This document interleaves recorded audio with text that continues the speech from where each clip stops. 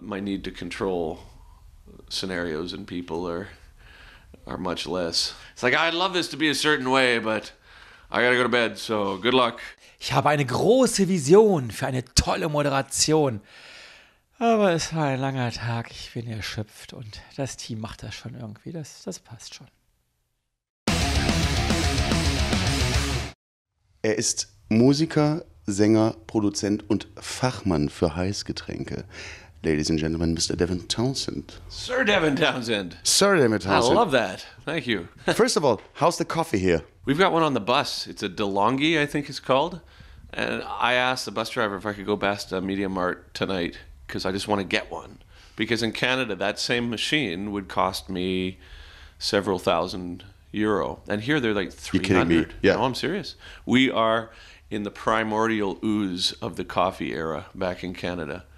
You press a button and it makes a really good coffee. We are, of course, talking about coffee because of Ziltoid. Yes. Which a loose metaphor for something. Was one of the most inspiring albums I've ever heard. I've ever listened to. Thanks, honestly. Yeah. So after Ziltoid, you said that you went through a creative crisis. A crisis sounds more dramatic than I think it was. I just ran out of gas for a while, I think. And we had a lot of change. Sobriety and kids and strapping young lad had come to an end. And there were a lot of things that just needed to take a little while to gestate. And now, 7 years later, I'm also going to take another break after we do the Royal Albert Hall show. Okay. Because the output that I've had since that has been just so furious that making the new Ziltoid, I managed to make something that I'm very proud of. But, I mean, like, I used every last drop of gas in the tank to finish Ziltoid. It wasn't like, I'm done, let's make more. I'm like, I'm done, fuck. Holy shit, you know? The story on the new Ziltoid record plays out. It's very simple. It's not... I think on the first record I was a little more creatively invested in it being a metaphor or being some sort of psychological vomiting of some sort. But the new record is much less that. It's more like a comic book and it's aliens and it's a lot more lighthearted, I think. Musically, it's still fucked. It's a bunch of puzzles that barely fit together that function. When you work with guest musicians like Anneke van Giersbergen... Nice.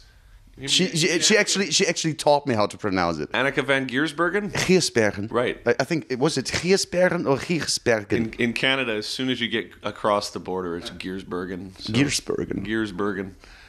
Anneke van Giersbergen. Come on down. So, do people like Anneke have an influence on your songwriting?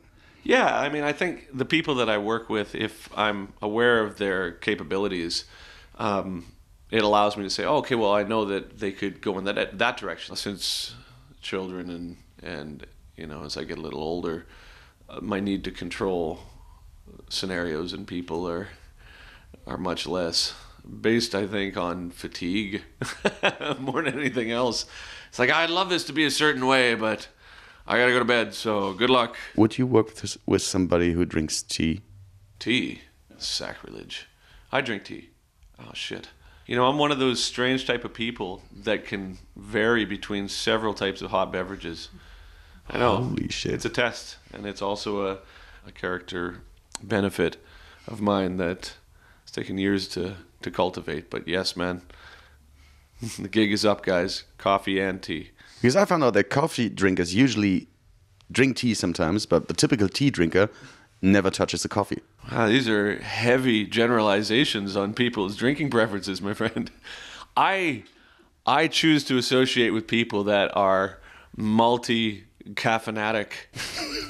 Just anything. If you had to reduce your entire work to that one significant, typical album. It's all shit.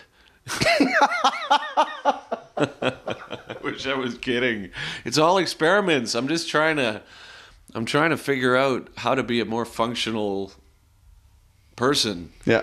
And failing most of the time. And the ramifications of that process is tons of weird fucking music. And I've got streams of it. 30 records worth of crap, and some of it I like, and some of it I just think is gnarly, and some of it is unfocused, and some of it's really focused, and some of it's spotty. And if there's anything that I could reduce my career to, it would be, you get an E for effort. At least we're trying. Unsere heutige Frage: Welches ist euer Lieblingsalbum von Devin Townsend? Und bitte nicht vergessen, das Video liken und teilen und den Kanal abonnieren. Falls ihr vom Devin Townsend Project CDs, DVDs, Blu-rays oder das neue Meisterwerk Z2 als Doppel-CD, limitierte Dreifach-CD oder Vierfach-Vinyl haben wollt, all das gibt's natürlich bei EMP. Klickt einfach auf den Link unten in der Beschreibung. Bis zum nächsten Mal, sagen Jan und Markus.